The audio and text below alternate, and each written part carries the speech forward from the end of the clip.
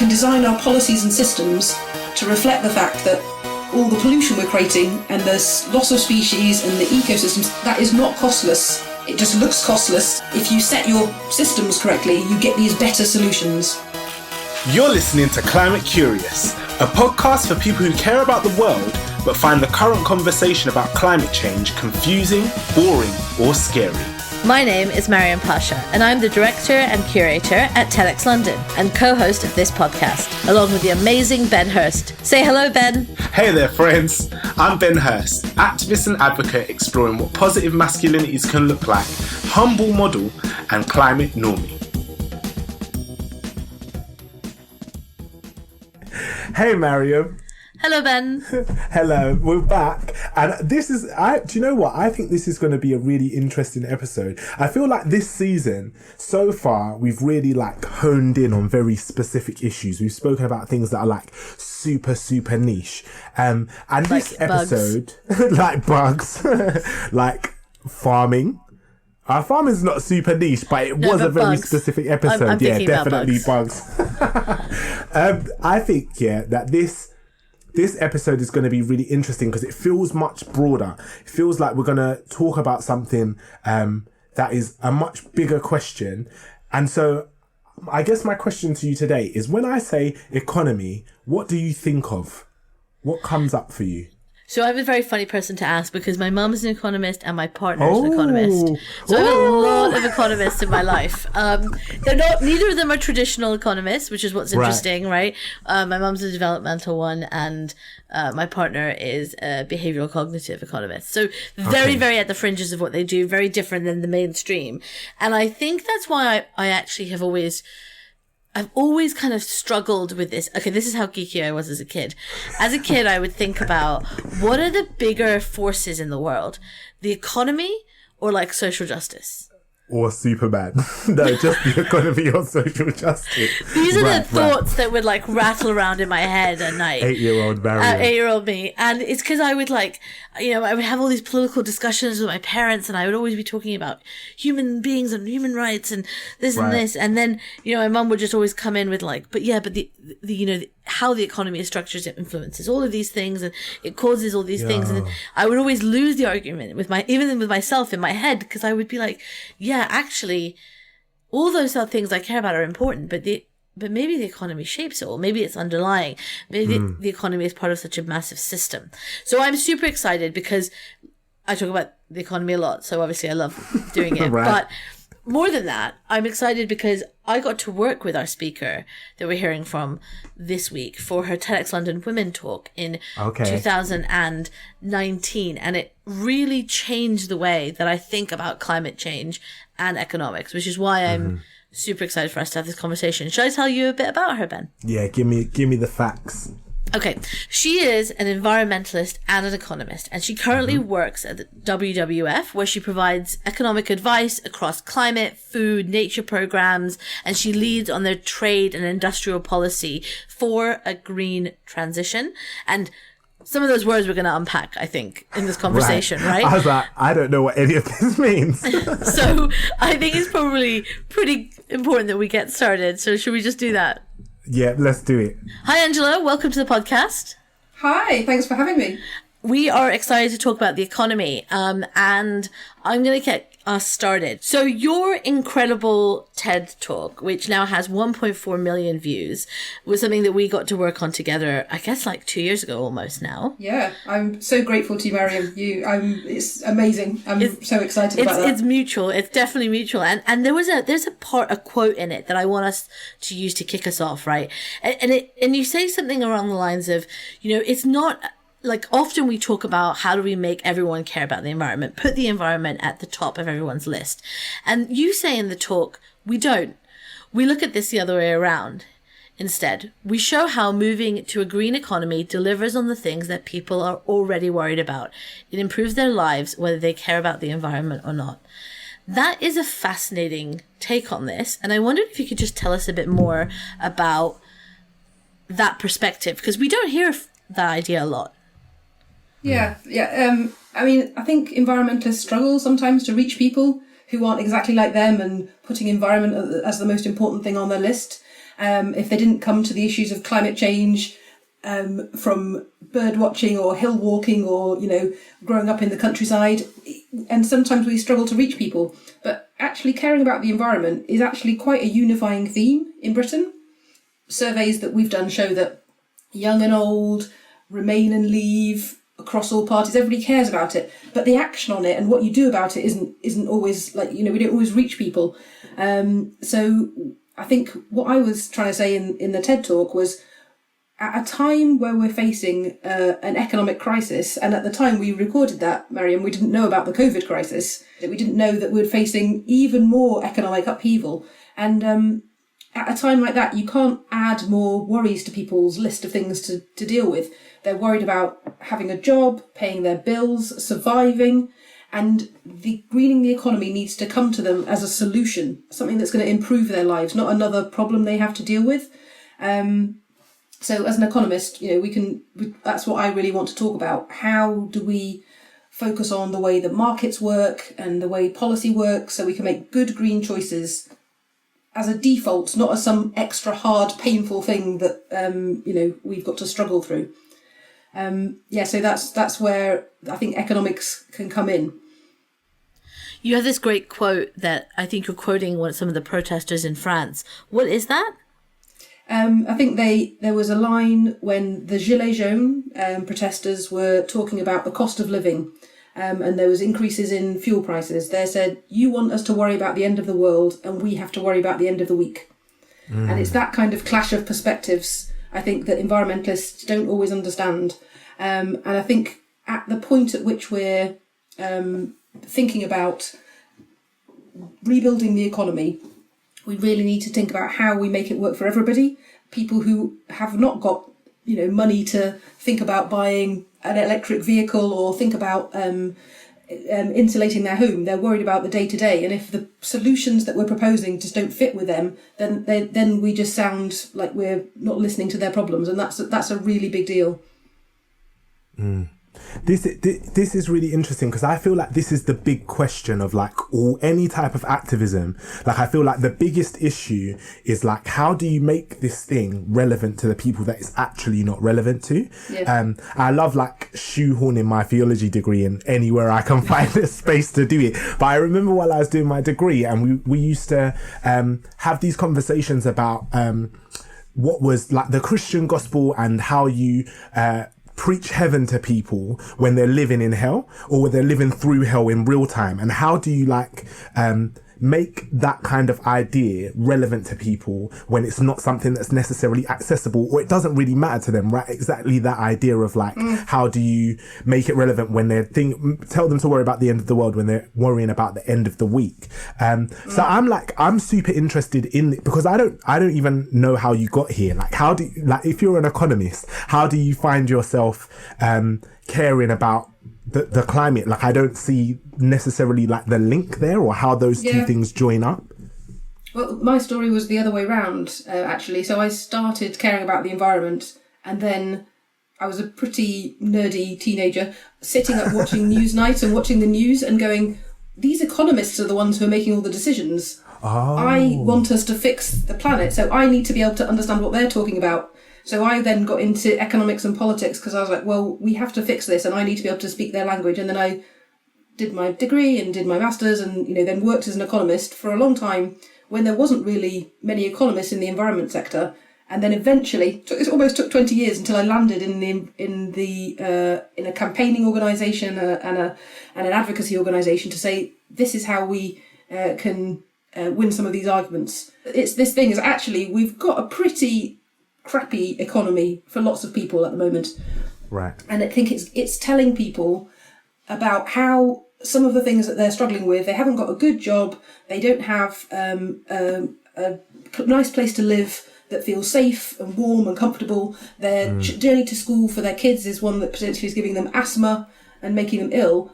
And that was one of the, I think one of the biggest things that stood out to me from your talk, from listening to your talk. There was this moment where you spoke about in the UK in particular, like the disparity, I think, I don't know what the right word to use is, but the disparity between wealth and poverty, and like that huge gap, and then the kind of divide that makes in people's access to climate issues. I'm super interested in like how, like this idea of the green economy. When you say the green economy, that's a good place to start. What are you talking about when you're talking about green economy? Because I feel like that's one of those things that I'll nod and pretend I understand and be like, oh yeah, no, definitely. But I actually have very little idea. Yeah. So what is that? So I was thinking about this and I was criticising environment sector for not talking to people, but economists are the worst. Like nobody understands what we're talking about and very few make any effort to make themselves understandable. So that is a very good question.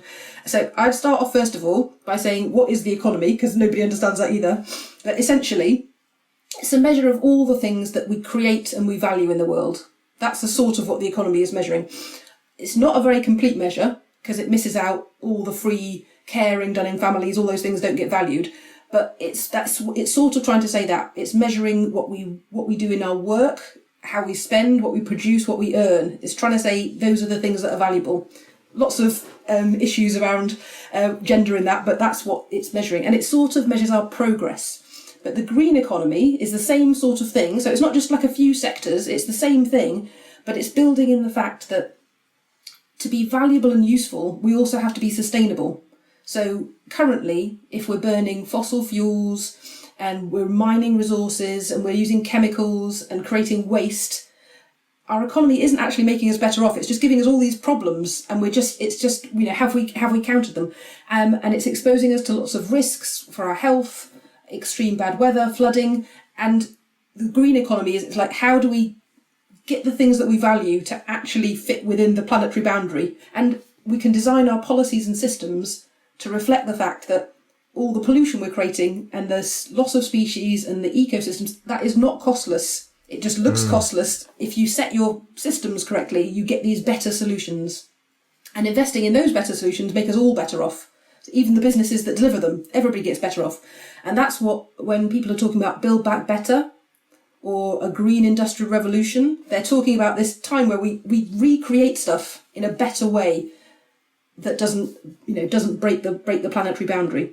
It seems to me, Angela, what you're saying is that there are some pretty big shifts we need to make. And one question I wanted to ask you is, what are some ways that we think about the economy and economics that we need to change? Like, what are the top 2 or 3 things that need to change to make this shift to a green economy? Okay, so I've got a couple of economic lessons I did for you that you might like, but let me just give you a context of why this is an important moment.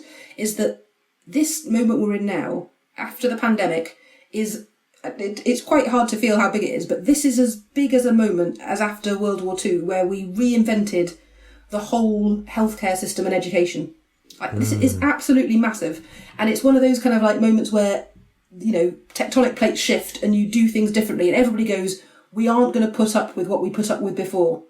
And it can feel a little bit distant, but I think at the start of the pandemic, everybody's like, we're not going to come out of this and have key workers in the kind of, in state there, or have that feeling that if we want to protect everybody, but some people are homeless, those kind of things happened, and people kind of get to the point where they just won't accept it anymore. So in 1944, Beveridge, have you ever heard of the Beveridge report? It essentially created the health system and pensions. He said, a revolutionary moment in the world's history is a time for revolutions, not for patching. And I think that spirit is really prevalent, and you can see Biden talking about it. You can see happening in Europe in the Green New Deal, and that's a kind of moment. And I'm really concerned in when things get scary, you can have these big optimistic moments, or you can have the kind of turn in on yourself moments where you protect yourself and you do the America First anti-migration thing. And I'm really concerned that the environment is the thing that makes us open out and go, let's solve a global problem together. We can do this. And it becomes that optimistic moment. But if you're sitting there thinking, well, what about my job and what about my family? And like, it's all good to do this transition and stuff, but what happens is that what part of this just transition conversation is? Because that's another buzzword that I'd love for you to unpack for us. So when people talk about a just transition, what they're reflecting is that the journey from dirty economy we have now, getting cleaner, to a zero carbon, nature restored economy is going to affect people in different ways. And you can't stop that happening completely because we do want the change, but you can make sure people feel supported and feel that it's fair. And some people are affected directly because they maybe work in a dirty industry, so they work in oil and gas or they work in a car plant. And it's also got to be fair to people who need the most help. So, they are maybe outside of the economy already and they need opportunities. So it's about people in transition. It's about people who are coming into the workforce at a time there's loads of change. That's really unsettling. Like, we're probably all in a generation that's used to not having a job for life. But it's quite painful if you train to be a pilot, a good job, and those jobs that might look quite different in the future. You're obviously a very highly skilled person, but what can we do to change the jobs that you might want to go into? You might come from a place that was suffering from industrial decline from the 80s and 90s and still is like an empty ghost town that hasn't got jobs. You want to know that new benefits are going to come to your town. So, the point that Ben made, the UK has got the biggest differences, regional differences, between London and the rest of the country, of any country in the OECD. So we're really very concentrated in London. There's poverty in London, of course, as well. But outside of London, we're not getting the most out of our economies. And so those places need to feel like in a green economy, they're going to get some benefits and a chance to rebuild their towns and cities.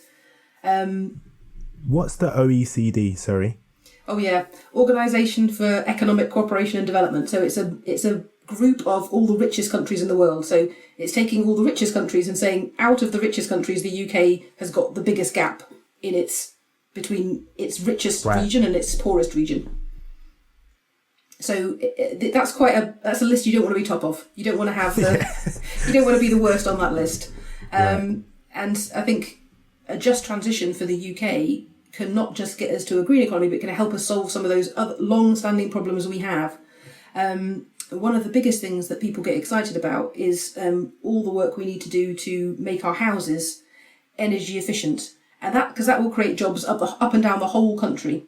And the thing that is exciting about that is you create lots of jobs and you give people lovely, comfortable homes. The thing that you think about from a just transition point of view is, how do we make sure when that happens and people make those investments that people who are renters also get the benefit of it? Because landlords, God love them, have made lots of money from renting houses which are sometimes in pretty shoddy condition. And, should you be allowed to really be making money by renting a substandard home in the future? Like, how do we make people invest in their home so that everybody gets a benefit? And how do we, change the feel of towns so that pedestrians and cyclists and buses get priority, not always the cars, who might be the richer members of society. But then people in the cars who can't afford to upgrade their car to a Tesla, what do they need to support them if they need a car to get to work? It's all those kind of questions which make it just feel sticky and scary. And we need to find a way to say, well, this change is going to happen, but those sticky, scary moments, we're going to help you through them. It's not going to be left to you to work it out by yourself. And one of the things that's so important about that from an economic point of view is, if people feel like they can do it, then a new market will emerge, and the UK could be a place that really does this stuff. If you wanted to build a business in shared mobility and zip cars, the UK might be a good place to do that because there's lots of incentives and people are really trying to do different things. Whereas if you were in a country that was letting people get on with it by themselves, you wouldn't be so confident your business would take off. So there's a benefit for people, and there's a benefit for businesses that are trying to find a new market in this space. This is about a big transition, and the thing that stands out for me, Angela, from what you're saying is, often when we talk about climate, we're so stuck on individual action, but you're not talking about individual action, right? Like, you're talking about a whole change of everything. Yeah. Exactly. So I'm always a huge admirer of people who make superhuman efforts to make green choices, but that isn't possible for everybody. And I think it's about understanding that we've got to support people make different decisions. So one of the things that I think also people realised in COVID was ask everybody to stay at home if they're ill, but if they haven't got any income and they can't pay their rent, they can't stay at home. So behaviour change is only possible when you make it possible for people. I think, you can make some choices, but you can't choose to change the infrastructure around you all of the products in the supermarket and the way they're made, how the food arrives at your table. You can signal to government that you care about those things, but it takes somebody else to turn that into a set of policies that will change it. And I think when people feel overwhelmed, it's because they're trying to figure something out that it's not their job to figure out. It's the government's job to figure out how we change our transport system. So I was reading something about indoor toilets or central heating. You know, we went from a period in not even that long ago. Oh yeah. If everybody had an outside toilet, and all those houses still exist, and people now have inside bathrooms and they have central heating, and people kind of say, oh, it's so impossible to change all our housing to heat pumps and insulation. It's like, is it? Well, we did it all with a set of Victorian housing that had outside plumbing. You know, it's not impossible. It's just difficult, and we just need to work out how to do it. And you don't ask each individual person to move their own toilet. That's not what happens. You know, you have a set of experts who come and, you know, provide services, and they're certified, and you know what's going on. It's like, it's hard, but not impossible. We know what the solutions are, and it's about setting the framework and sort of setting people on a path and doing it in the way that's comfortable when you change house, or when you move this, or you're doing a whole block at the same time, or supporting people. So it's those types of things. And yeah, I do always feel the same as you, Maryam, that it feels like we put too much pressure on individuals in their role in this, and actually their job is to be a concerned citizen and give government the mandate to change things, and then government should, you know, make it possible for them to go on that journey and feel like nobody's going to be excluded or left behind from a relatively difficult process, but not an impossible one, and one that will benefit us all in the end. I suppose as an individual, you might say, I want us to move to this system, government make it happen. And then, you know, I think I just let people make choices where they can, make the best choices where they can, but don't put too much pressure on yourself that you can fix it all as an individual. Do you think that your background and who you are makes you a different kind of economist and a green economist? So I think that's a bit of an advantage, because you've seen different things in the world, and you know, you're exposed to different ways that policies affect people. So maybe I thought with a more practical level. As a woman, and as a black woman, you do notice there's less people like you in the conversation. I don't know if that's the reason, but I think I'm always thinking about development connection. So how do we make things that work in the UK also work internationally? And thinking about international justice aspects. But it's so hard to know. I mean, there's loads of great people in the environment sector, and it's such a hopeful and optimistic place to work. When I first moved into it, I, like you, Ben, thought, gosh, everybody's going to be a vegan. They're going to be really worthy, and they're going to really tell me off because I'm not good enough. But it's actually, I think, a really hopeful place, and lots of people always looking for, like, how can we get the win? How can we move things forward? And there's been lots of things to be positive about. It's hard, but I feel like,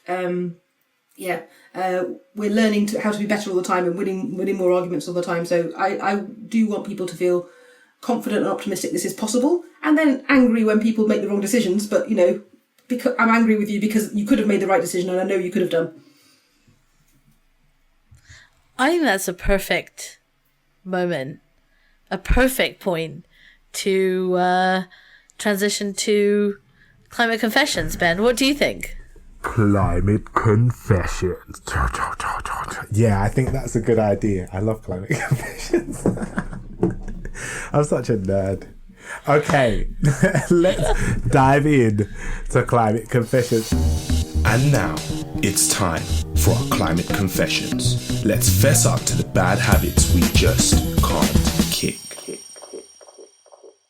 This is the part of the podcast where we ask you to give your climate confession. So we want to know, the reason we do this is because I think we talk to some people who are like pioneers in climate change work, and in this field, people who sound like they've got it all together, and people who you would imagine are living a perfect lifestyle. And I think one thing that's really nice is like to humanize people. And also I think to introduce this idea that everybody's on the same journey together. And some of us might be at different stages or different points, or might have done more thinking about certain things, but all of us still struggle with things. So what we want to know is what your climate confession is. Is there anything that you do, that maybe you shouldn't be doing, or maybe you could change to have a more positive impact on the world around you? So I thought about this, Ben, and I don't want to get myself in trouble, because the thing I think I do that's not very climate safe or climate aligned is also somewhat illegal. In that, okay. I don't have a car. I haven't had one for a long time since I moved to London. But when I did have a car, I wasn't the most steady 50-mile-an-hour driver. That's all I'll say. But I'm a slightly competitive character. I'm not unsafe. I didn't ever drive fast in cities and in 30 zones. But when I was on a motorway, I can't say I was the most climate conscious driver. Does driving above the speed limit have a really bad impact on the environment? I think accelerating and decelerating a lot has an impact. Oh, so right. If you were just driving for the climate, you'd try and be really smooth and organised. If you want to overtake the person in front of you who's annoying you a bit, like I did, then that's not good. So I was when I was behind a wheel, I wasn't thinking with my environmental head on. But fortunately for everybody, I now don't have a car, so I'm safe. And I said driving above the speed limit. That's allegedly driving above the speed limit. There's no claims there's no proof made here. Yeah, you know. Yeah. Maryam, do you have a climate confession this week? I do. It may not be very good, so I want to know if you have one too. But it has been very hot in London recently, and of course, you listening can't see this, but Ben and Angela can see that I am like a mess of hay fever. And so I've been using the AC a bit in my house, and I'm very privileged to have air conditioning, but it makes me feel so bad to use it because it's not that hot. And, you know, I use it when I'm trying to like either control the hay fever or I have things to record and I need it to be quiet. But it has made me think a lot about how as places get hotter, more people are going to turn on their air conditioning, which just compounds the problem.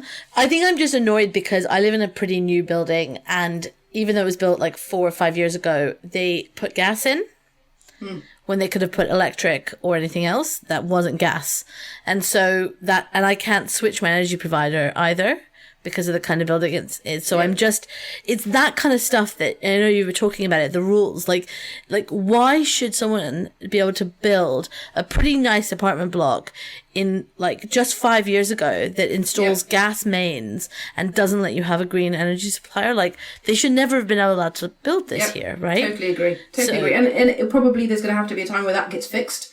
And so either you go on to a green gas supplier, or you get to have some retrofit into your building where people get to go onto some other heating system. And I have to ask, what is a green gas supplier?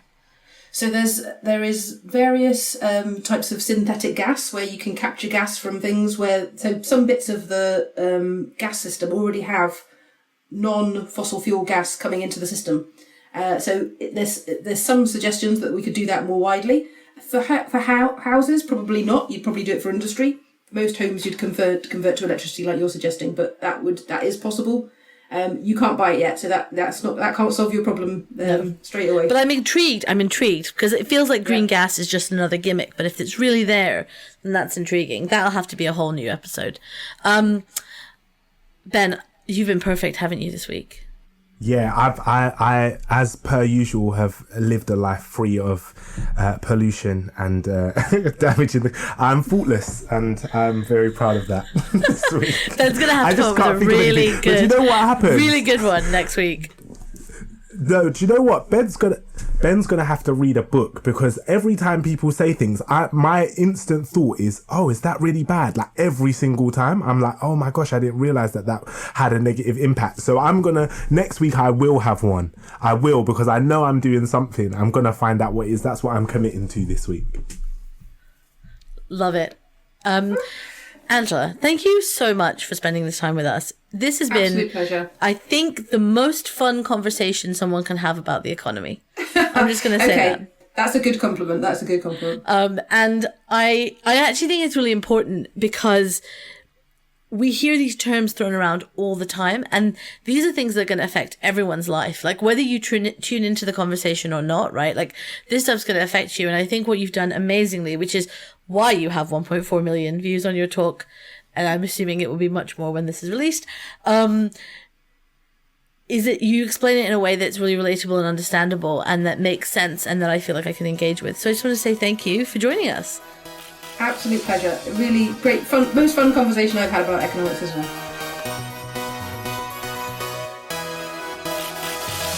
Thank you so much for joining us this week. We really hope you enjoyed this episode. If you did, please rate, subscribe, and share this episode with a curious friend. It makes it possible to keep making this amazing content for you. Oh, and slide into our DMs at TEDxLondon and let us know which climate extraordinaires you'd love to hear from next time. Oh, and don't leave yet. We wanted to tell you a bit more about who made this podcast possible. Yeah, we did. TEDxLondon's headline partner, City, has been supporting us for the past 5 years to bring world-changing ideas to the TEDxLondon stage. And now they're taking it to the next level by making this podcast possible. Thanks, City. But wait, that is not all. No, this podcast was produced by the amazing Josie Colter. Curation and research by the genius Tara Cooper. Artwork designed by the visionaries that are Sabrina Russo and Rebecca Mingus. Mixed and engineered by the iconic Ben Beheshti, aka The Falcon, who also composed our banging theme tune. Presented by me, Maryam Pasha. And by me, Ben Hurst. Stay curious.